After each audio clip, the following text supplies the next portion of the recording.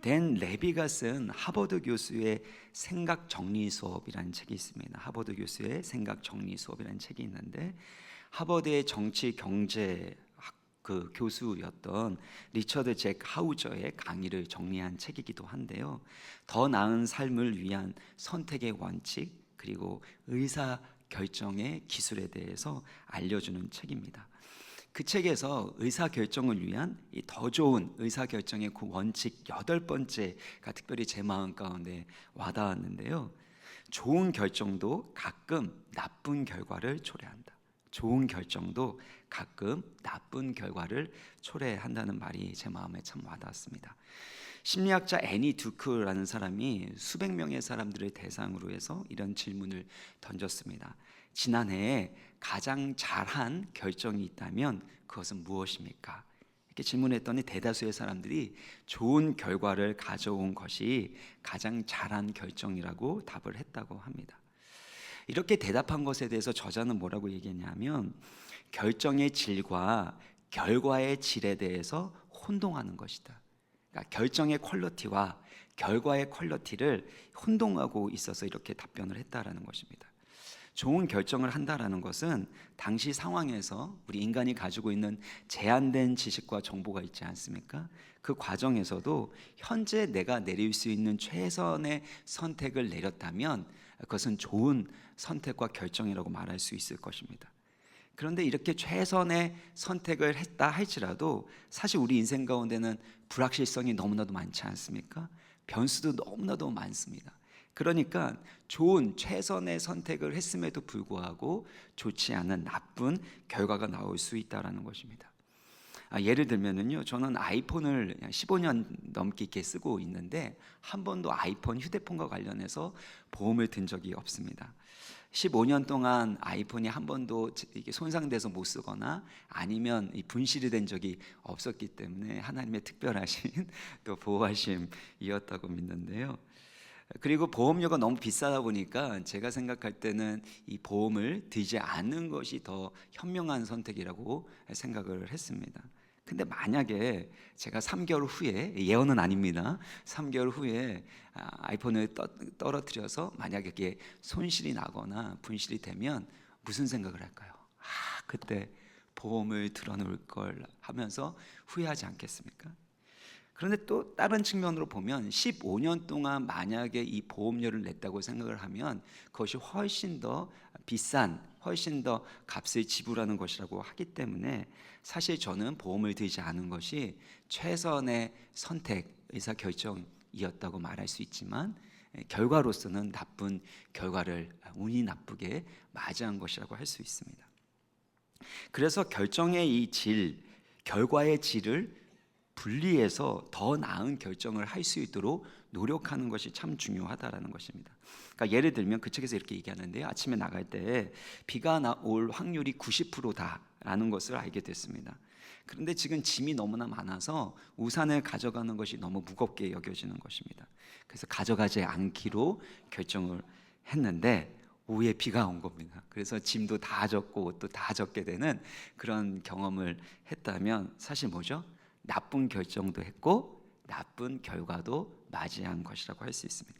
근데 만일 그날 우산을 가져가지 않았는데 비 올 확률이 70%, 80%였음에도 불구하고 비가 오지 않은 거예요.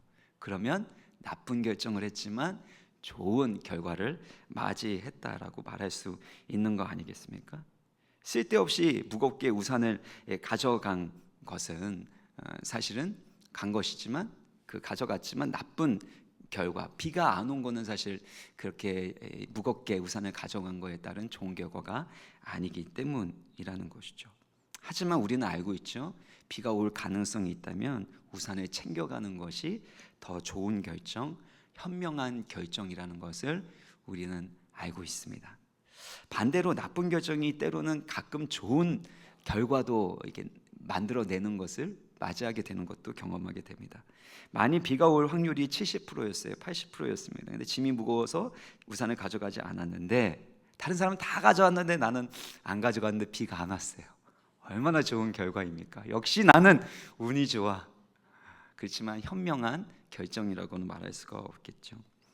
또 누군가에게 거짓말을 했는데 아주 작은 거짓말인, 근데 그 작은 거짓말 때문에 내가 볼 막대한 손해를 피할 수 있었다면 사실 좋은 결과가 나온 거 아닙니까? 그러면 사실 현명하지 못한 의사결정을 한 것이 아님에도 불구하고, 나쁜 결정을 했음에도 불구하고 좋은 결과를 맞이했다라고 말할 수 있는 것입니다.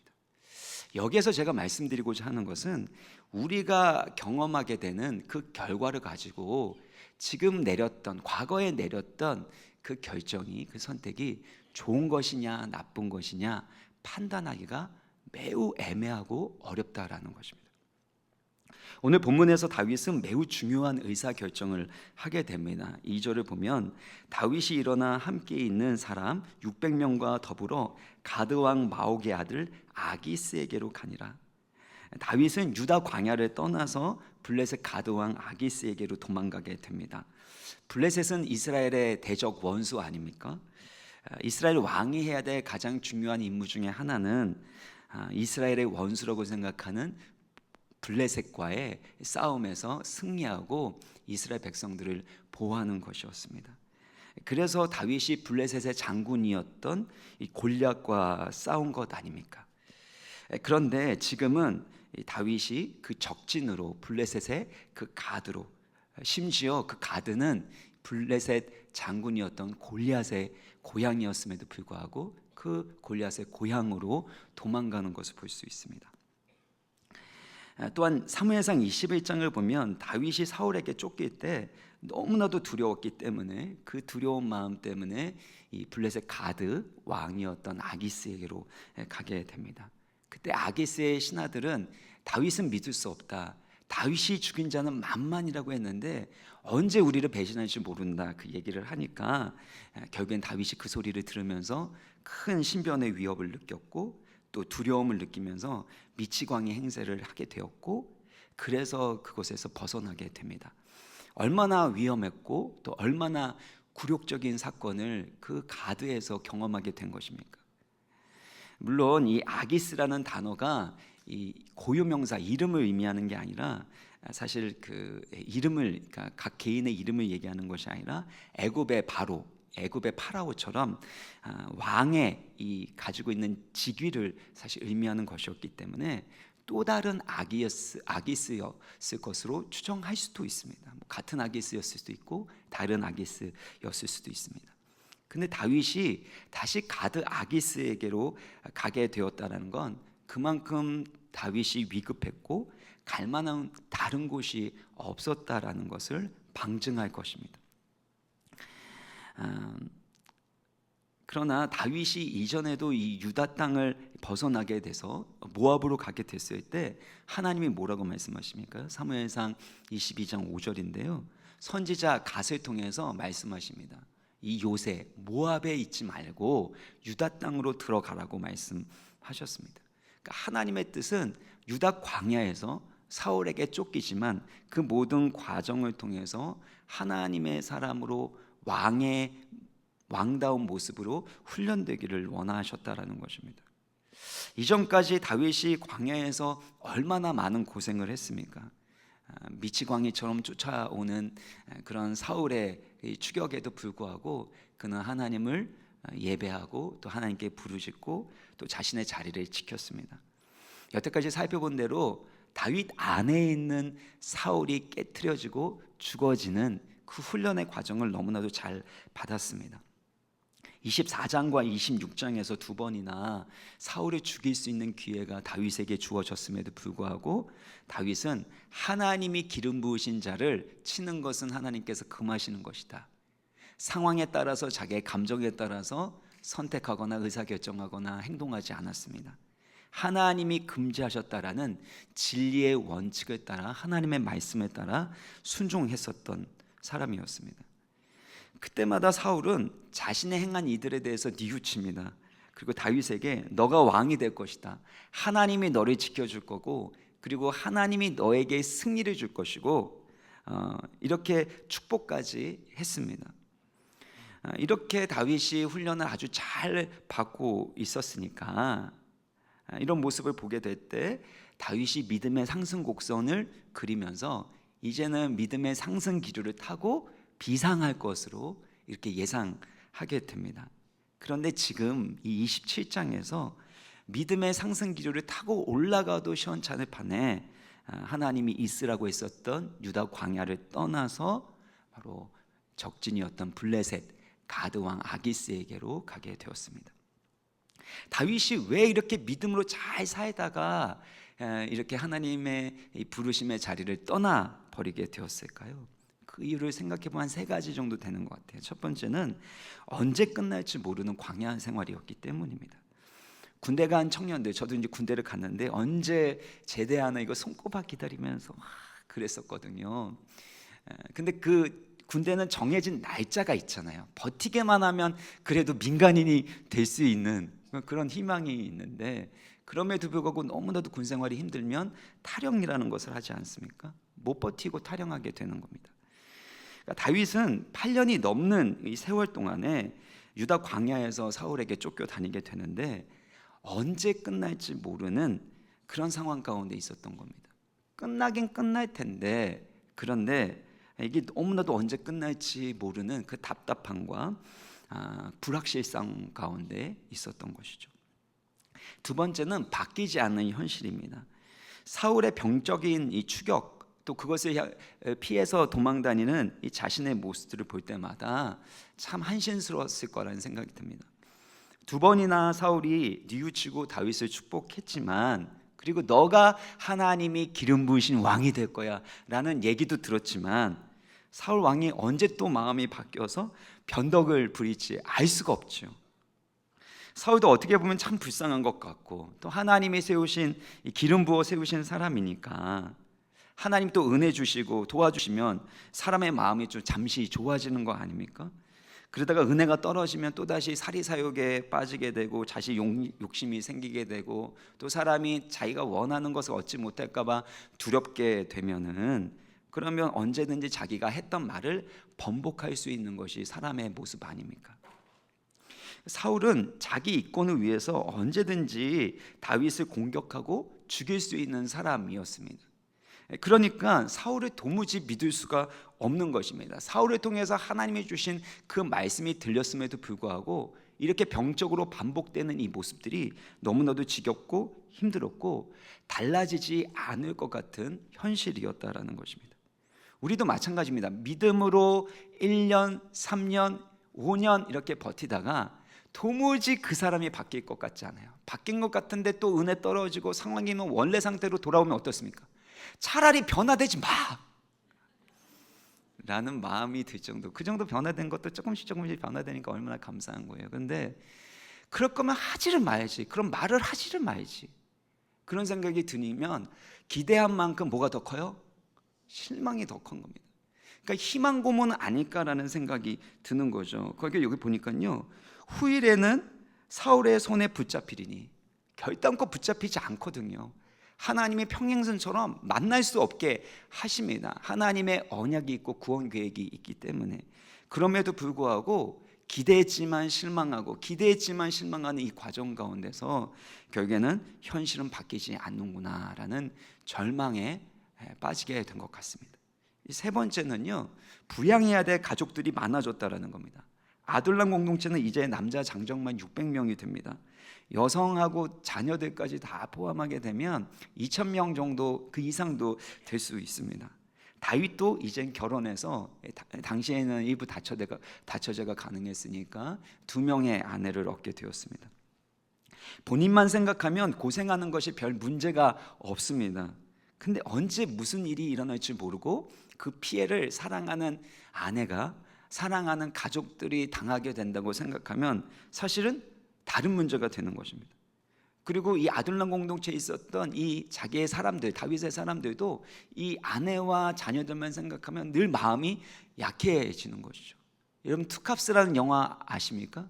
아주 정의로운 그 형사가 그 부패한 그 형사 밑으로 같이 투캅스 2명의 경찰로 하게 되면서 처음에는 막 어떻게 이럴 수 있냐고, 이 경찰이 정의를 행해야 되면서 막 피를 토하듯이 말을 하다가 나중에 결론에는 어떻게 해요? 본인도 똑같이 왜요? 아내하고 자식 때문에 똑같이 그렇게 비리를 저지르는 우스꽝스러운, 그렇지만 웃을 수 없는 그런 모습을 보이는데, 다윗에게도 부양해야 될 가족들이 있었기 때문에 흔들리게 되었다는 것입니다. 이런 상황들 속에서 또 이런 이유를 가지고 다윗은 하나님이 있으라고 했었던 부르심의 자리를 떠나게 됩니다. 근데 그때 다윗이 무엇을 했느냐, 무엇을 하면서 떠나가게 됐느냐, 이게 오늘 설교의 핵심 주제인데요. 1절의 말씀을 우리 같이 한번 읽어보겠습니다. 시작. 다윗이 그 마음에 생각하기를 내가 후일에는 사울의 손에 붙잡히리니 블레셋 사람들의 땅으로 피하여 들어가는 것이 좋으리로다. 사울이 이스라엘 온 영토 내에서 다시 나를 찾다가 단념하리니. 네, 다윗이 어떻게 했어요? 그 마음에 생각했다라는 것입니다.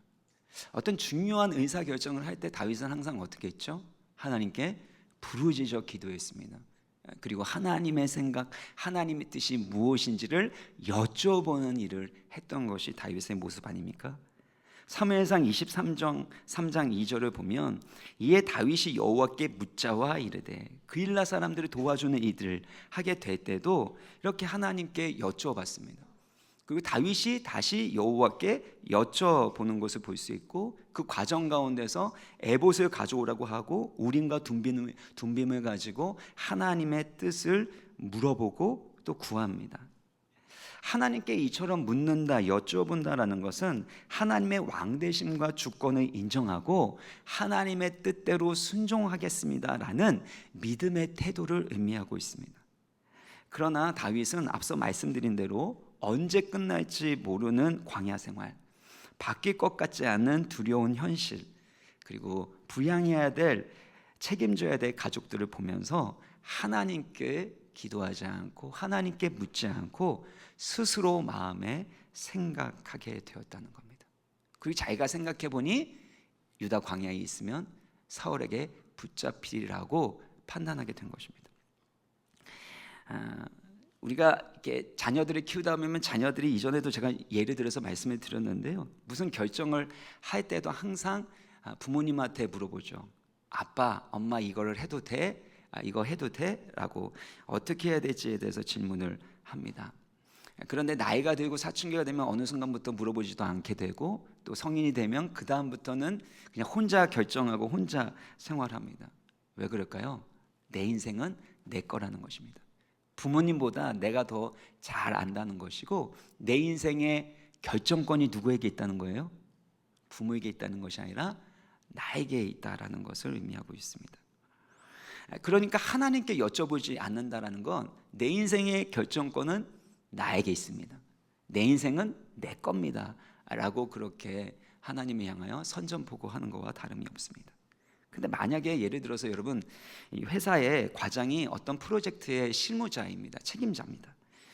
아주 중요한 회사의 이익과 손해를 결정하는 이렇게 아주 중요한 이 결정을 해야 되는 그 상황이었는데, 그 회사의 사장한테 물어보지 않고 결제를 받지 않고 스스로 생각하고 그렇게 결정을 했다라고 하면, 여러분 그 직원, 그 실무자와 같이 일할 수 있겠습니까? 일할 수 없습니다. 저는 안 합니다. 그리고 해서도 안 됩니다. 지금 보이는 조금 작은 이익, 손해 이러다가 나중에는 그 사람이 마치 사장 노릇할 수 있고, 회사를 자기 마음대로 하다 보면 더 큰 횡령이나 배임을 저지를 수 있는 가능성이 있기 때문입니다. 근데 다윗이 이렇게 스스로 생각하고 결정을 내려버리는 것입니다. 광야에서 무엇을 배우는 거예요? 하나님이 나의 왕이 되십니다. 하나님의 통치와 뜻대로 내가 순종하겠습니다. 하나님이 기름 부으심 자는 내가 아무리 힘들어도, 아무리 내가 그 사람이 미워도 내가 그 사람을 치지 않겠습니다. 그 하나님의 말씀대로 순종하는, 하나님의 통치를 받는 훈련을 하고 있었던 것이고, 그 하나님의 통치를 잘 받는, 하나님의 뜻대로 순종하는 것이 진정한 다윗 왕의 모습이었기 때문입니다. 그런데 1절을 다시 보시면은요, 후일에는 내가 사울의 손에 붙잡힐 것이라고 스스로 판단하고 생각했습니다. 그리고 블레셋 사람의 땅으로 피하여 들어가는 것이 더 좋겠다라고 생각했고, 왜 그러냐 하면 사울이 이스라엘 온 영토 내에서 나를 찾다가 단념할 것이다. 왜냐하면 없으니까. 그러면 내가 사울의 손에서 벗어나겠다. 이것이 다윗의 생각이었습니다. 근데 여러분, 이 생각이 현실적으로 현명하고 타당한 것입니까? 다윗이 이렇게 생각한 대로 다윗의 인생이 펼쳐졌을까요? 살펴볼까요? 4절 한번 보겠습니다. 같이 한번 읽겠습니다. 4절 시작. 다윗이 가드에 도망한 것을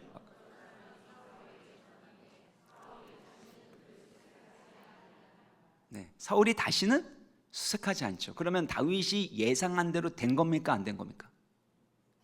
이 절에 다시 보여주세요. 아니라고 그러신 분이 계시는데, 이스라엘 온 영토 내에서 다시 나를 찾다가 단념하리니 내가 그의 손에서 벗어나리라 라고 했죠. 이게 다윗의 생각이잖아요. 4절을 보세요. 실제로 사울이 어떻게 합니까? 단념하죠. 그러면 다윗의 생각과 판단대로 된 것입니다. 그러니까 현실적으로 봤을 때는 좋은 결정이라고 말할 수 있는 것이죠. 왜냐하면 좋은 결과가 나왔기 때문에. 그렇지만 하나님 보실 때는 그 결정은 사실은 잘못된 결정이었습니다. 제가 서론에서 말씀드렸던 것처럼 결정의 질과 결과의 질은 다른 것입니다. 결정의 퀄리티와 결과의 퀄리티는 다른 것입니다. 아무리 결과가 좋다고 할지라도 하나님의 왕되심을 인정하고 하나님께 여쭤보지 않고 했었던 현실적인 선택은 아무리 좋은 결과가 있다 할지라도 그것은 하나님 보시기에 좋은 결정과 선택이 아니라는 것입니다. 나중에 살펴보겠지만 다윗은 이로 인해서 엄청난 시험을 당하게 되고 인생 최대의 위기를 당하게 되는 것을 볼 수 있습니다. 다윗이 어떤 의사결정을 내리게 될 때 가장 중요한 것은 무엇이죠? 하나님의 왕되심과 주권을 인정하고 하나님께 여쭤보는 거 아닙니까? 하나님께 부르짖고 여쭤볼 때 하나님께서 다윗의 인생을 지켜주셨고 가장 선한 길로 인도해 주시지 않았냐는 겁니다. 그래서 실제로 다윗의 그 신앙이 회복이 되는 그 과정이 사무엘상 30장 7절을 보면 아말렉 사람들이 다윗의 공동체를 약탈하고 그의 여성들과 아이들을 모두 다 사로잡아 가게 됩니다. 그때 절체절명의 위기를 맞이하게 되는데 그때 다윗의 부하들이 한 번도 하지 않았던 다윗을 돌로 쳐 죽이려고 합니다. 근데 그 과정 가운데서 다윗이 어떻게 해요? 에봇을 가져오라고 해서 아비아달이 에봇을 가져오니까 어떻게 해요? 다윗이 하나님께 다시금 여쭤봅니다. 그러니까 다윗의 신앙의 상태를 점검하는 아주 리트머스 시험지와 같이 중요한 척도가 있다면 다윗이 하나님께 부르짖고 기도하면서 여쭤보느냐 아니면 스스로 생각하고 스스로 결정을 내리느냐 거기에 달려있다는 겁니다. 사랑하는 여러분, 우리가 생각하지 말라는 것이 아니라 하나님의 생각이 무엇인지를 여쭤보고 그 하나님의 생각을 하는 것이 무엇보다도 중요하다는 것입니다. 그래서 제가 참 많이 강조한 로마서 8장 5절 6절을 보면 육신을 따르는 자는 무슨 일을 생각해요? 육신의 일을 생각하게 되고 성령을 따르는 자는 누구의 일을 생각해요? 성령의 일을 생각하게 되는 것입니다. 결국 우리 인생 가운데 중요한 순간순간마다 매일매일마다 의사결정을 할 때마다 하나님께 여쭤본다는 건 하나님이 내 삶의 왕이 되십니다. 하나님이 모든 것을 알고 계시고 나는 모릅니다. 하나님이 내 삶의 선한 목자가 되십니다 라고 인정하는 것입니다. 그래서 현실 상황을 보면서 스스로 생각하면서 내가 얼마나 이익을 얻을 수 있는지 얼마나 편안하고 안락한 미래를 얻게 될지를 생각한다면 인간적으로 봤을 때는 그것이 좋은 결정처럼 보이지만 하나님 보실 때는 나쁜 결정이고 궁극적으로는 나쁜 결과로 치닫게 된다는 것입니다. 그래서 우리가 하나님께 여쭤보는 건 너무 중요합니다. 그렇다고 해서 하나님의 음성을 듣는다, 그래서 예언을 한다. 그런데 하나님 음성을 듣는다, 예언한다고 막 이렇게 떠버리면서 떠들고 다니는 분들 보면은요, 끝이 안 좋습니다. 꼭 뭔가를 요구하게 되면, 요즘 유튜브 안에서도 뭐 하나님 음성 듣는다고 얘기하고 막 그랬었던 뭐 여러 가지 뭐 신사도 운동 뭐 관련해서 했었던 사람이 또 부정비리를 저지르게 되고 뭐 이렇게 문제가 좀 생기고 많이 생기고 있는데요. 결국에는 내가 하나님의 음성을 듣는다, 내가 사도권을 가지고 있다, 그걸 통해서 사람들을 교묘하게 조종하는 겁니다. 그래서 헌금하게 하고, 그리고 기복주의, 너 헌금 많이 했으니까 이렇게 될 것이다, 그런 부분들이 있는 거죠. 근데 그 결과는 결국엔 도덕적인 문제, 재정적인 문제, 또 결국에는 잘못된 영이기 때문에, 잘못된 영이고 잘못된 가르침이기 때문에 문제가 생기는 것이죠. 그럼에도 불구하고 우리는 성령 하나님이 안에 계시는 성령의 사람인 줄 믿습니다. 그래서 우리가 하나님께 여쭤보면 성령께서 우리 가운데 빛을 비춰주시고 진리를 깨닫게 하여 주시고 주의 말씀대로 순종하는 것 가운데 한 걸음 한 걸음 인도해 주시는 것을 경험합니다. 다윗도 주의 말씀은 내 발의 등이요, 한 걸음 한 걸음 걸어갈 때마다 주의 말씀이 내 발에 어두운 가운데 헛디디지 않도록, 넘어지지 않도록 비춰준 등이 되고, 그리고 내 길 어느 길로 가야 될지 비춰준 빛이 된다는 것입니다. 그래서 하나님께 여러분 여쭤보셔야 돼요. 그러면 성령께서 우리의 마음 가운데 감동을 주시고 지혜를 주시고 또 말씀을 주셔서 가장 선한 길로 인도해 주실 거라는 것입니다. 그런데 여쭤본다고 여러분 하나님이 바로 말씀해 주실까요? 오늘 요즘에 목사님이 왜 저러시는지 못해요. 가서 너가 책망 좀 해줘라, 뭐 이렇게 말씀하십니까? 그러지 않습니다.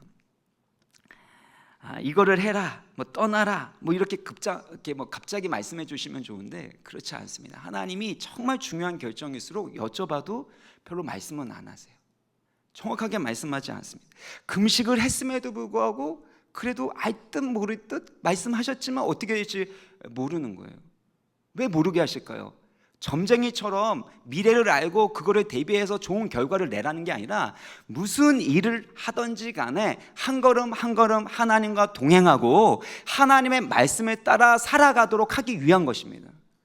그래서 아브라함에게 하나님께서 갈 바를 알지 못한 상태에서 부르세요. 근데 그 말씀에 따라 한 걸음 한 걸음 갔는데 가서 보니까 그곳이 가나안 땅이었더라. 그래서 가나안 땅을 보여주면서 이게 너에게 줄 땅이야.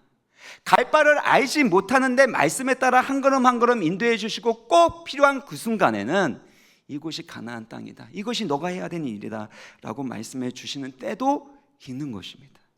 중요한 것은 하나님께 여쭤보는 그 과정을 통해서 하나님의 왕되심과 하나님의 인도하심에 따라 살아가라는 믿음의 태도, 마음의 태도를 말씀하고 있는 것입니다.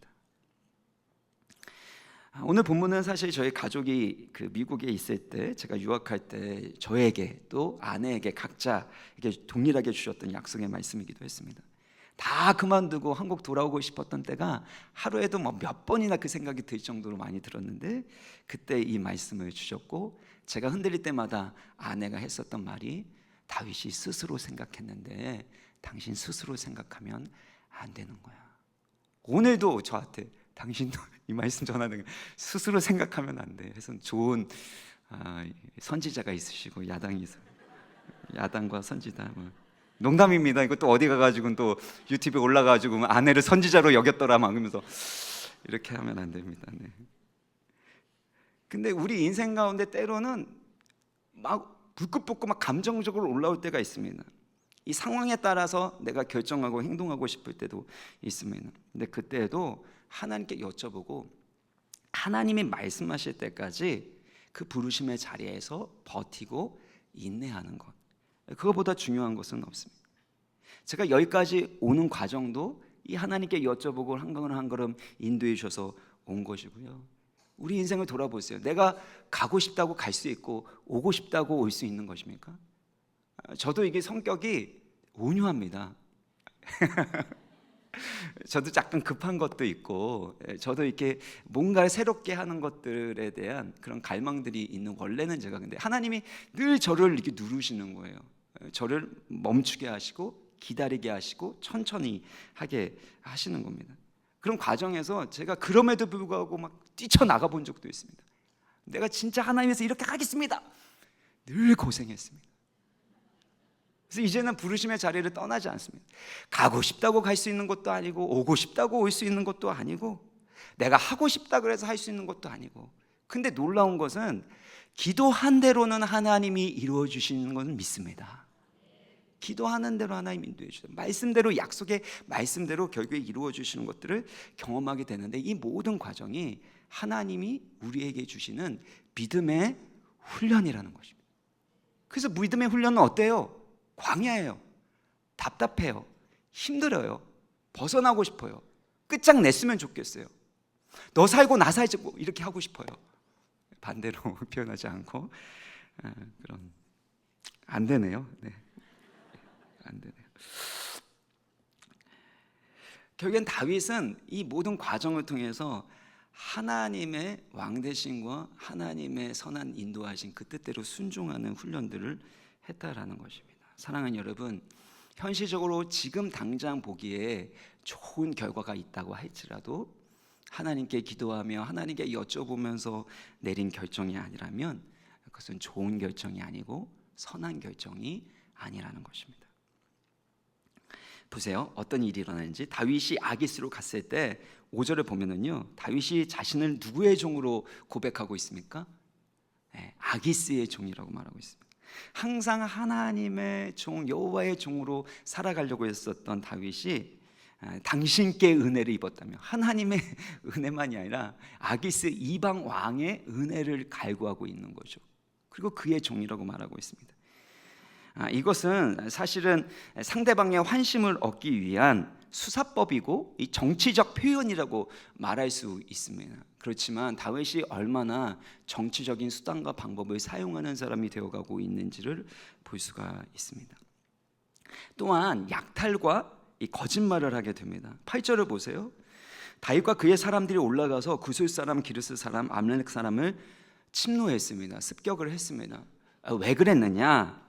그 이유 중에 하나는 이제는 광야에 이렇게 방황하면서 사는 것이 아니라 정착하면서 살아가게 되는 거예요. 그러니까 그들에게 필요한 가축도 있고 또 옷도 필요한 것입니다. 그래서 거기에서 보면은 그 가축이나 또 이 옷을 약탈했다라는 그 표현이 나오고 있고, 또 그것을 아기스에게 조공으로 이게 선물로 드리면서 조공으로 바치게 되는데, 그때 10절을 보면은요, 아기스가 물어봅니다. 너희가 오늘은 누구를 침노하였느냐? 그때 아말렉 사람, 이스라엘의 원수가 되는 그 백성들, 그 민족들을 쳤다라고 말하면 얘가 여전히 유다 편이구나, 이스라엘 편이구나라고 생각할 수 있기 때문에 거짓말을 합니다. 유다 네겝과 여라무엘의 사람 네겝과 겐 사람의 네겝이니 다 유다 사람, 이스라엘을 공격했다라고 이 거짓말을 하는 겁니다. 왜 그러냐면 11절을 보면 1절과 똑같습니다. 11절을 보면 무엇을 했어요? 그의 생각에. 만약에 내가 공격했었던 이방 사람들을 한 명이라도 살려주게 되면 다윗이 공격했었던 사람이 유다 사람이 아니라는 것이 들통나기 때문에 두려움 때문에 거짓말을 했고, 두려움 때문에 그 이방 민족들을 진멸했다라고 표현하고 있습니다. 어쩌면 다윗은 이렇게 얘기했을 거예요. 이거는 정치적으로 했었던 표현일 뿐이야. 이 거짓말은 선의의 거짓말이고 내가 살아남아야지만 이스라엘의 왕이 되지 않겠어? 하나님의 더 큰 뜻을 이루기 위해서는 정치적 수단과 방법을 사용하는 것, 때로는 거짓말, 선의의 거짓말 하는 것들은 괜찮아라고 정당화 합리화했을 줄 모릅니다. 그렇지만 그것은 세상과 타협하게 되는 다윗의 모습을 보여주는 것입니다. 그러자 이 아기스가 어떻게 생각하냐면요, 12절 보면 아기스가 다윗을 믿고, 아이고 참 다윗이 훌륭해요. 정치적 수단이 뛰어납니다. 아기스가 속아 넘어가게 됩니다. 다윗이 자기 백성 이스라엘에게 심히 미움을 받게 되었으니 그는 영원히 내 부하가 되리라고 생각하니라. 여기에서도 이 정치적이 속고 속이는 정치적 관계가 드러나기 시작하는 거예요. 우리가 정치를 하는 것이 불필요하다는 것이 아닙니다. 정치라는 것은 두 집단이나 개인이나 여러 집단들 가운데 있는 그 이익과 욕망이 사실 부딪히게 될 때 그것을 조정하는 역할을 하는 것이 정치이기 때문에 정치적인 것들도 필요할 수 있죠. 필요하겠죠. 그렇지만 다윗은 점점 속고 속이는 정치적 관계, 그 기술로 살아가고 있는 것을 볼 수 있고, 그 과정 가운데서 다윗은 나름대로 성공했습니다. 아기스가 영원히 내 부하가 되리라, 그렇게 찰떡같이 믿고 있는 겁니다. 근데 이게 참 재미있는 구절이에요. 이 27장의 마지막도 어떤 동사로 끝나고 있어요? 12절 다시 한번 보여주시면, 내 부하가 되려고 생각하니라.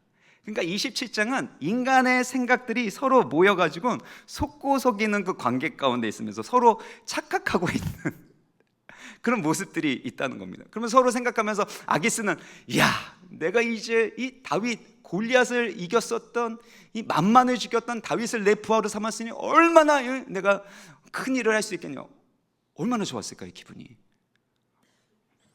또 다윗도 마음 가운데 안심하고, 이제는 아기스가 나를 믿는구나, 이렇게 생각을 했을 것인데, 이 모든 인간의 생각과 판단이 얼마나 헛되고 어리석고 허망한지를 보여주고 있는 것이죠.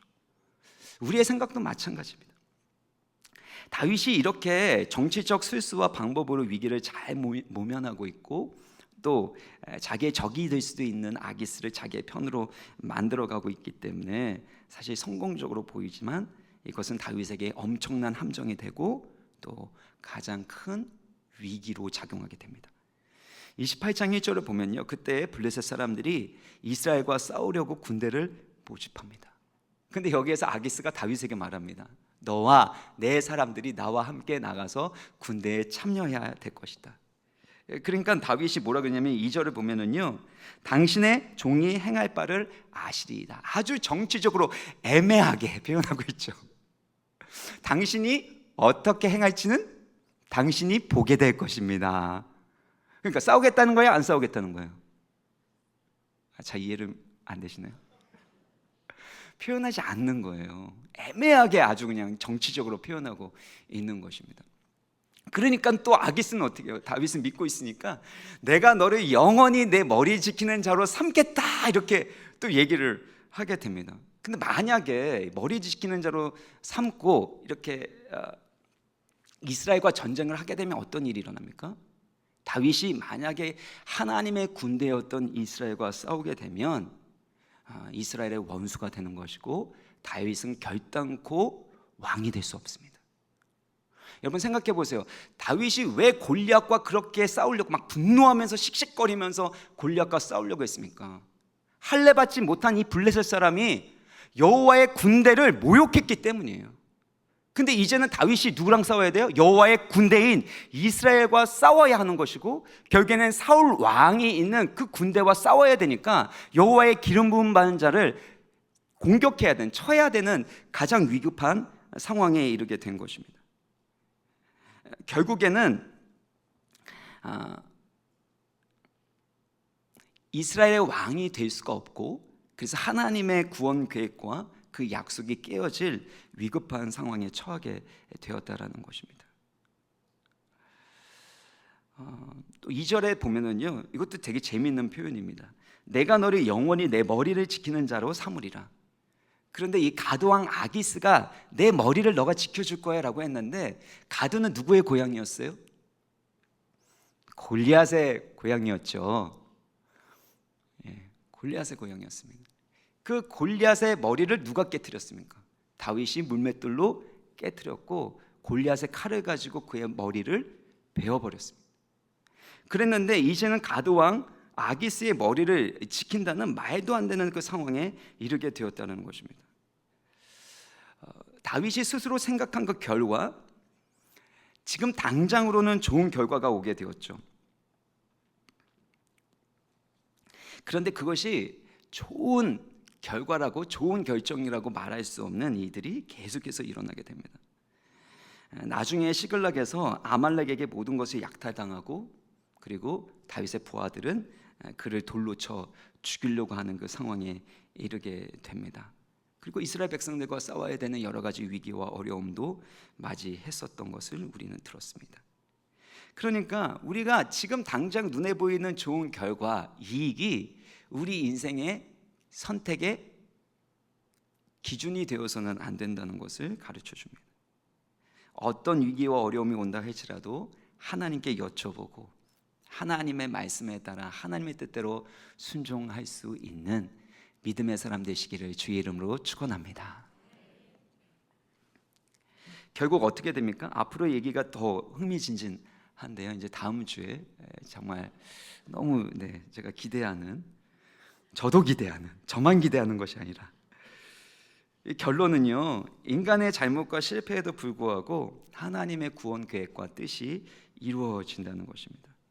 그러니까 다윗이 시글락에서 1년 4개월을 살았다라고 얘기를 하는데, 시글락은 여호수아 때 유다가 이스라엘이 점령해야 될 땅이기도 했습니다. 근데 이스라엘 백성들이 그 땅을 점령하지 못하고 400년 동안 그냥 블레셋에 속했던 땅이었는데, 결국 다윗을 통해서 그 땅이 이스라엘에 속하게 됩니다. 또 다윗이 약탈하고 부정적인 방법을 사용했었던 그런 전쟁들도 결국에는 이스라엘 백성들을 공격했었던 그 이방 종족들을 세력을 약화시키는, 그래서 이스라엘의 그 대적을 쳐내는 그 일로 하나님이 사용하시는 것을 볼 수 있고, 그리고 이제 다음 주에 살펴보겠지만 다윗이 당했었던 그 가장 큰 인생의 위기, 이 시글락에서의 그 어려움을 통해서 결국에는 이 전리품을 갖게 되고, 그 전리품을 나눠주는 그 이들을 통해서 사울이 죽었을 때 그때 유다 왕으로 다윗을 부르게 되는 그런 결정적인 역할도 하게 되는 것을 볼 수 있습니다. 그러니까 인간은 실수가 있습니다. 잘못이 있습니다. 더 잘할 수 있었는데 못할 수도 있는데, 그 과정을 통해서 우리로 하여금 하나님을 더욱더 의지하고 겸손하게 하나님의 뜻대로 순종하도록 그렇게 이끌어 가신다는 것, 이것이 다윗이 주는 메시지라는 것입니다. 그렇다면 현실 상황에서 어떻게 마음을 지킬 수 있을지 짧게 3가지만 적용하겠습니다. 첫 번째는 하나님을 더욱 두려워하는 것입니다. 다윗이 사울을 피해 블레셋 가드로 가게 된 것도, 또 사람들이 침략할 때 그 모든 사람을 진멸한 것도 무엇 때문이었습니까? 두려움 때문이었습니다. 그 두려움은 어디서부터 왔죠? 현실적인 상황 때문이기도 했지만 1절에 보면 다윗이 그 마음에 생각했기 때문에, 자기 생각으로 판단했기 때문에 두려움이 커졌다라는 것을 알 수 있습니다. 사랑하는 여러분, 그의 생각은 인간적인 생각이었지 하나님의 생각이 아니었습니다. 다윗이 이런 일이 한 번 더 있습니다. 이 다윗 시리즈 이게 묵상을 해보면요, 2번씩 반복되는 것을 볼 수 있는데, 가드로 올라가는 것도 사실 2번 되고, 사울을 죽일 수 있는 그런 기회를 얻게 되는 것도 2번 등장하게 되고, 이 2번씩 반복해서 훈련되는 것을 볼 수가 있는데요. 사무엘상 21장 10절을 보면, 옛날이죠. 그날에 다윗이 사울을 두려워하여 일어나 도망하여 가드왕 아기스에게로 갔죠. 거기에서 더 큰 두려움을 당하게 되고, 어떻게 보면 죽음의 그 위협을 당하지 않습니까? 결국에는 우리가 어떤 의사결정을 하게 되어질 때 내 가운데 어떤 불안함이 있는가, 내가 무엇을 두려워하고 있는가, 이것들을 점검하는 것이 필요합니다. 왜 그 말이 그토록 화가 나지? 왜 그 상황이 그토록 부당하게 여겨지고 너무나도 싫어서 벗어나고 싶지? 라고 질문을 던질 때 내가 불안해하는 것은 무엇이고 내가 두려워하는 건 무엇인가 라는 것을 질문하셔야 됩니다. 배우자에 대해서나 자녀에 대해서나 무슨 일을 하든지 간에 여러분 마음 가운데 어떤 중요한 결정을 할 때 내가 주님, 제가 두려워하는 건 무엇입니까? 제가 불안해하는 것은 무엇입니까? 라는 것들, 그 두려움의 실체를 파악하는 것이 너무 중요합니다. 근데 이 21장의 가드의 사건, 미친 채하고 막 미친 행세하고서 겨우 살아난 다음에 쓴 것이 시편 34편 10절 11절인데 우리 같이 한번 읽어보겠습니다. 시작. 젊은 사자는 궁핍하여 줄일지라도 여호와를 찾는 자는 모든 좋은 것에 부족함이 없으리로다. 너희 자녀들아 와서 내 말을 들으라. 내가 여호와를 경외하는 법을 너희에게 가르치리라. 너무나도 두려웠어요. 그래서 미친 채하고 그렇게 가지 말아야 될 곳도 갔었고, 그리고 가지 말아야 될 곳에서 미친 채에서 빠져나왔는데 그걸 통해서 무엇을 배웠냐면 여호와를 찾는 자는 모든 좋은 것에 부족함이 없다라는 거. 인간적인 좋은 방법, 나를 도와줄 수 있는 그 사람을 찾아가는 것, 이것이 아니라 여호와를 찾는 자는 모든 좋은 것에 부족함이 없는 줄 믿습니다. 그리고 나서 뭐라고 얘기하냐면 내가 하나님을 경외하는 법, 내가 어떤 사람이나 어떤 상황보다 하나님을 두려워하는 법을 배웠으니 내가 너희에게 하나님을 경외하는 법을 가르쳐 주겠다. 그렇게 얘기하죠. 그런데 다윗은 이 자리에서 또 뭘 배워야 돼요? 하나님을 경외하는 법, 사람과 현실을 두려워하지 않고 하나님을 경외하는 제자로서 살아가고 있다는 것입니다. 사랑하는 여러분, 우리 인생 가운데 이 두려움과 불안의 문제, 의사결정의 문제, 이 모든 것들 우리는 죽을 때까지 예수님의 제자로 배우고 훈련받아야 되는 줄 믿습니다. 그래서 잘 훈련받으셔서 그 모든 결정과 순간순간마다 하나님의 선하신 뜻이 이루어지기를 주의 이름으로 축복합니다. 두 번째는 광야의 목적인 믿음의 훈련과 성숙에 집중하는 것입니다. 다윗이 유다 광야에서 사울에게 쫓겨다니면서 반복했었던 것은 내가 누구인지 그 정체성에 대한 확립의 시간이었고, 또 하나님의 사명을 따라 하나님의 통치를 받는 이 믿음을 훈련하는 것이었습니다. 왕이 되는 훈련, 왕답게 살아가는 훈련입니다. 사랑하는 여러분, 하나님이 지금 여러분 가운데 광야를 걷게 하고 계십니까? 여러분이 원치 않는 이들이 일어나고 있습니까? 그것을 통해서 하나님이 여러분에게 무엇을 가르쳐 주기 원하시는지, 여러분이 무엇을 훈련하고 있는지를 깨달으시길 바랍니다. 세 번째는요, 오늘 말씀의 핵심인 하나님께 부르짖고 하나님께 여쭙는 그 습관을 갖는 것입니다. 우리 같이 찬양하도록 하겠습니다.